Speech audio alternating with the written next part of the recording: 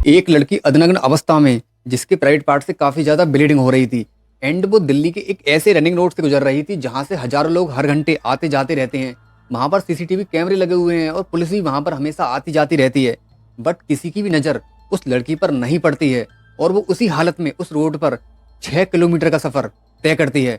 उसी वक्त एक आर्मी के ऑफिसर की नजर उस लड़की पर पड़ जाती है और वो इमीडिएटली पुलिस को इन्फॉर्म कर देता है। पुलिस आती है, उस लड़की को उठाकर एक अस्पताल में ले जाती है। वहां जाकर जब डॉक्टर्स उस लड़की की यह हालत देखते हैं तो बता देते हैं कि इस लड़की का किसी ने है। जब पुलिस को ये बात पता चलती है तो पुलिस उस केस को, इस चीज को तुरंत वहीं दबा लेती है।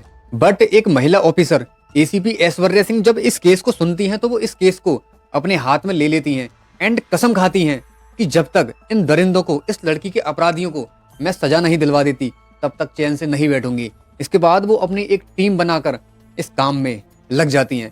तो गाइस चलिए इस केस को मैं आपके सामने डिटेल में एक्सप्लेन करने वाला हूँ। वीडियो शुरू करने से पहले मैं आपको बता दूं, मुझे आप अपना इतना सारा प्यार दे रहे हो, इतने प्यार भरे कमेंट करते हो और वीडियो लाइक करते हो, मैं काफ़ी ज़्यादा इंस्पायर होता हूँ इन चीज़ों से। और भी लोग आपके जो कमेंट देखते हैं वो भी इंस्पायर होते हैं, उन्हें भी समझ में आता है कि शायद हमारे समाज में काफ़ी लोग ऐसे हैं जो काफ़ी ज़्यादा समझदार हैं, वो शायद इन चीज़ों से हमेशा बचकर रहते हैं और ऐसी ही मैं चीज़ चाहता हूँ और इसीलिए मैंने ये अपना चैनल बनाया गाइस। तो इसलिए हम सभी के सामने एक छोटा सा टारगेट है 1000 सब्सक्राइबर का एंड मैं ये चाहता हूँ कि ज़्यादा से ज़्यादा लोग इस चैनल से जुड़ें।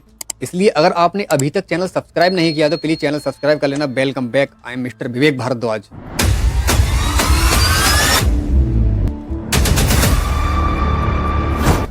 गाइस ये रियल स्टोरी दिल्ली की है। दिल्ली के काले खां इलाके में 11 अक्टूबर 2024 की रात के 3 बजे के आसपास एक आर्मी का ऑफिसर अधनग्न अवस्था में एक लड़की को फुटपाथ पर पड़ा हुआ देखता है और जब वो उस लड़की के पास जाता है तो वो देखता है कि उसके प्राइवेट पार्ट से काफी ज्यादा ब्लड बह रहा है और वो लड़की बेहोश हालत में वहां पर पड़ी हुई है। इसके बाद वो इमीडिएटली पुलिस कंट्रोल रूम को इन्फॉर्म कर देता है और पुलिस वहां पर आती है, उस लड़की को उठाकर तुरंत एम्स के लिए ले जाती है। एम्स में जाकर जब उस लड़की को वहां एडमिट कराया जाता है तो डॉक्टर्स बताते हैं कि इस लड़की का किसी ने किया है और बताते हैं कि अगर वो आर्मी का ऑफिसर उस लड़की को नहीं देखता और अगर ये समय पर यहाँ नहीं आती तो शायद ये लड़की थी। इसकी इतनी ज़्यादा नाजुक स्थिति थी। इसके बाद इस लड़की का ट्रीटमेंट शुरू हो जाता है। उस लड़की के इलाज के दौरान पुलिस और डॉक्टर्स उससे पूछने की कोशिश करते हैं कि तुम्हारे साथ आखिर ये कब और कैसे और किसने किया है, बट वो लड़की मेंटली तौर पर इतनी ज़्यादा डिस्टर्ब हो चुकी थी, वो किसी भी सवाल का जवाब देने की हालत में नहीं थी। इसके बाद पुलिस अपनी काफ़ी ज़्यादा कोशिश करती है लेकिन पुलिस हर बार अपनी कोशिश में नाकाम रहती है। वो लड़की पुलिस को कुछ भी नहीं बताती किसी भी चीज़ के बारे में। वो ऐसी बदहवास हालत में पड़ी रहती है अस्पताल में कि अपने मुंह से वो एक लफ्ज़ भी नहीं निकालती है। अब पुलिस के सामने सबसे बड़ा चैलेंज ये था कि आखिर उन अपराधियों के बारे में कैसे पता लगे जिन्होंने इस लड़की के साथ ही जघन्य अपराध किया है। पुलिस अपनी लाख कोशिशें करती है लेकिन लाख कोशिशें करने के बाद भी पुलिस को कोई कामयाबी हाथ नहीं लगती क्योंकि वो लड़की इतनी ज्यादा बदहवास हालत में थी कि वो कुछ भी नहीं बता पा रही थी पुलिस को। अब पुलिस यहाँ पर एक प्लानिंग करती है और एक महिला पुलिस कर्मी को सादा वर्दी में एक सोशल वर्कर बनाकर उस लड़की के पास भेजती है ताकि वो लड़की अपने दिल की हर बात इस महिला को बता सके। इसके बाद पुलिस वाले उस महिला को सादा वर्दी में एक सोशल वर्कर बनाकर उस लड़की के पास भेजते हैं। जब ये महिला उसके पास जाती है तो उसे एक माँ की तरह ट्रीट करना शुरू कर देती है और उसे अपना प्यार देती है।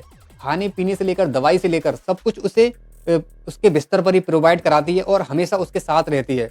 जब वो लड़की अपने आप को इसके साथ कंफर्टेबल फील करना शुरू कर देती है तो इस महिला को लगता है कि हाँ ये लड़की मेरे साथ कंफर्टेबल है। उसके बाद ये उससे सवाल जवाब करना शुरू करती है, उससे पूछती है कि बेटा आखिर तुम्हारे साथ ये सब कैसे हुआ और किसने किया। तो वो लड़की अपनी दर्द भरी कहानी इस महिला को बताना शुरू करती है। वो लड़की बताती है कि मैं उड़ीसा की रहने वाली हूँ एंड मैंने MSW यानी मास्टर ऑफ सोशल वर्क जो समाज सेविका के लिए कोर्स होता है वो कर रखा है। इसके साथ मैंने नर्सिंग का कोर्स भी कर लिया है। अब इसी बीच इस लड़की का एक दोस्त होता है जो कि दिल्ली में रह रहा होता है। वो इससे बोलता है कि अगर तुम्हें इस लाइन में अपना करियर बनाना है तो आप दिल्ली आ जाइए। यहाँ पर आपके लिए बहुत सारे ऐसे रास्ते खुल जाएंगे जिसके थ्रू आप आगे बढ़ सकती हो और एक अच्छी समाज सेविका बनकर अपनी लाइफ में गरीब लोगों की मदद कर सकती हो, उनके साथ काम कर सकती हो और यहाँ पर आपको सारी हेल्प करूँगा मैं और आपकी पूरी मदद करने की कोशिश करूँगा, इसलिए आप यहाँ पर आ जाइए। अब लड़की इस अपने दोस्त की बातों में आकर दिल्ली चली जाती है और अपना जो समाज सेविका का काम था वो बड़े स्तर पर करना शुरू कर देती है। गरीब लोगों की मदद करनी शुरू कर देती है, गरीब बच्चों की सहायता करनी शुरू कर देती है। इस तरह से इस लड़की की लाइफ जो है नॉर्मल चल रही थी, आराम से मस्त इसकी लाइफ कट रही थी। अब इसी बीच जो लड़का जिसने इसे बुलाया था, वो इससे बोर हो जाता है और ये सोचता है वो कि आखिर मैं इसकी कब तक ऐसे मदद करूँगा, कब तक इसकी हेल्प करता रहूँगा। ये मेरे पास रह रही है, सब कुछ मेरा खा रही है, ऐसी-वैसी बातें उसके दिमाग में आती हैं, तो वो इस लड़की की जो मदद है वो करनी बंद कर देता है। एंड ये लड़की अपने दोस्त के इस तरह के बिहेवियर को देखकर उसे छोड़कर चली जाती है और दिल्ली में एक जगह है किशनगढ़, वहाँ पर कुछ नन रहती थी, उनके साथ रहना शुरू कर देती है। जब ये लड़की नन के पास रह रही होती है, उसी बीच ये मेंटली तौर पर काफ़ी ज़्यादा डिस्टर्ब हो जाती है और जुलाई 2024 के मंथ में ये नन को छोड़कर वहाँ से कहीं और चली जाती है बिना किसी को बताए।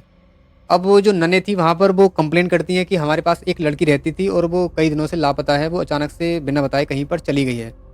बट वो मामला वहीं पर थम जाता है और ये वहाँ से निकलने के बाद ये मेंटली तौर पर इतनी ज़्यादा डिस्टर्ब हो गई थी कि इसे इतना भी होश नहीं था कि ये कहाँ पर है। अब ये कहीं फुटपाथ पर, बस स्टैंड पर, रेलवे स्टेशनों पर इस तरह से भटकने लगी और रातें वहीं पर इस तरह से बिताने लगी। अब दिन आता है 10 अक्टूबर 2024 का। ये लड़की रात के 9 बजे राजघाट के पास आरटीओ है, वहीं पर फुटपाथ पर ये लड़की बैठी हुई होती है। उसी वक्त दो आदमी इस लड़की के पास आते हैं, जिनमें से एक का नाम प्रमोद और एक का नाम शमसुल होता है। अब जो प्रमोद होता है वो कवाड़िया होता है एक, और जो शमसुल होता है वो पैर से विकलांग है, जैसे कि आपको दोनों की इमेज यहाँ पर दिखाई दे रही होंगी। अब ये दोनों इस लड़की को बहला फुसला कर एक सुनसान जगह पर ले जाते हैं। ये लड़की मेंटली तौर पर इतनी ज़्यादा डिस्टर्ब थी कि ये इनकी बातों में आकर इनके साथ चली जाती है और ये पास के ही मेट्रो स्टेशन के पीछे झाड़ी में जाकर इसके साथ कुकर्म करना शुरू कर देते हैं। अब ये काफ़ी देर तक, कई घंटों तक इसके साथ ये घिनौना काम करते हैं। उसके बाद जब ये काम कर रहे होते हैं, उस वक्त ये लड़की बिल्कुल भी इस हालत में नहीं थी कि इनका विरोध कर पाती, क्योंकि वो पहले ही मेंटली तौर पर डिस्टर्ब हो चुकी थी काफ़ी ज़्यादा, पहले ही वो परेशान थी। इस वजह से जितना इन लोगों से हुआ, इन लोगों ने उसके साथ गंदा से गंदा काम किया। उसके बाद जब इनका मन भर जाता है तो ये वहाँ से निकलना चाहते हैं, तो उसी वक्त एक ऑटो वाले की नज़र इन तीनों पर पड़ जाती है। जब वो देखता है कि ये दोनों आदमी इस लड़की के साथ घिनौना काम कर रहे हैं, तो वो भी इस लड़की की इस मजबूरी का फ़ायदा उठाकर उसके साथ ये सब कुछ करने की कोशिश करता है।